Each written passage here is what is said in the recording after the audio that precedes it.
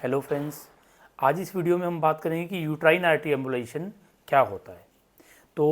इसको समझने के लिए हमें यूट्राइन आर्टरी का मतलब होता है कि जो यूट्राइन जो हमारी बच्चेदानी है उसकी जो हमारी जो खून की नसें हैं उनको हम एक सुई की मदद से तार लेके जाकर उनकी जो हमारे जो बच्चेदानी की खून की नसें हैं उन नसों के अंदर जाकर और वहाँ पर हम दवाई डाल के उन नसों को बंद कर देते हैं, ताकि जो वहाँ से किसी भी कारण से जो खून बह रहा है उसको रोका जा सके और पेशेंट को जो अननेसेसरी जो ब्लीडिंग हो रही है उसको हम रोक सकें, उसको बंद कर सकें और उसकी जान को बचाया जा सके।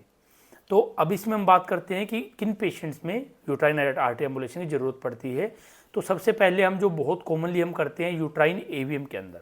यूट्राइन एवीएम के जिनके अंदर पहले कभी डीएनसी हुई है, कभी जैसे जब बच्चा ख़राब हो जाता है किसी भी कारण से सफाई करनी पड़ती है, तो वहाँ पर हमने बहुत कॉमनली देखा है कि वहाँ पर एवीएम बन जाता है कि वहाँ पर नसों के गुच्छे बन जाते हैं और जो फिर ब्लीडिंग करना शुरू कर देते हैं। और बहुत बार हमारे पास पेशेंट ऐसे बहुत सीवियर ब्लीडिंग से आते हैं कि हमें इमरजेंसी में उसी टाइम हैंड टू हैंड उस पेशेंट को यूट्राइन आर्टरी एम्बुलेशन करना पड़ता है। सेकेंड थिंग, यूट्राइन फाइब्रोइड्स कि जो बच्चे के अंदर बच्चादानी के अंदर जो रसोली की गांठें हो जाती हैं जिनको हम फाइब्रोइड्स बोलते हैं,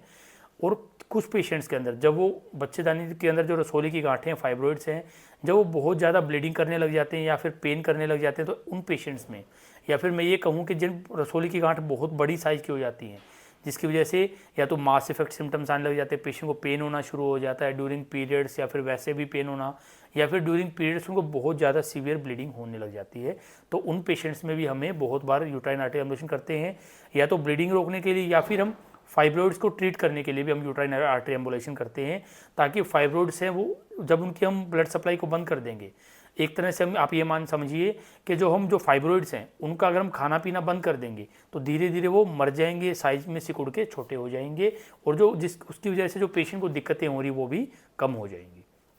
अब इसी सीक्वेंस में अगर तीसरे नेक्स्ट बात करूं तो पीपीएच, पोस्टपार्टम हेमरेज, के डिलीवरी के बाद कुछ पेशेंट्स में बहुत बार क्या होता है कि जो हमारा जो कुछ पेशेंट्स में जो बच्चे का जो प्लेसेंटा होता है, तो जो प्लेसेंटा या फिर जो ओरनाल होती है वो यूट्रस के साथ में बहुत ज़्यादा चिपकी हुई होती है, और जब हम उसको हटाते हैं तो वहाँ से बहुत सीवियर ब्लीडिंग होना शुरू हो जाती है। और कुछ पेशेंट्स में जब वो ब्लीडिंग नहीं रोक पाते हैं तो पेशेंट की लाइफ सेविंग प्रोसीजर के लिए हमें पेशेंट की लाइफ को बचाने के लिए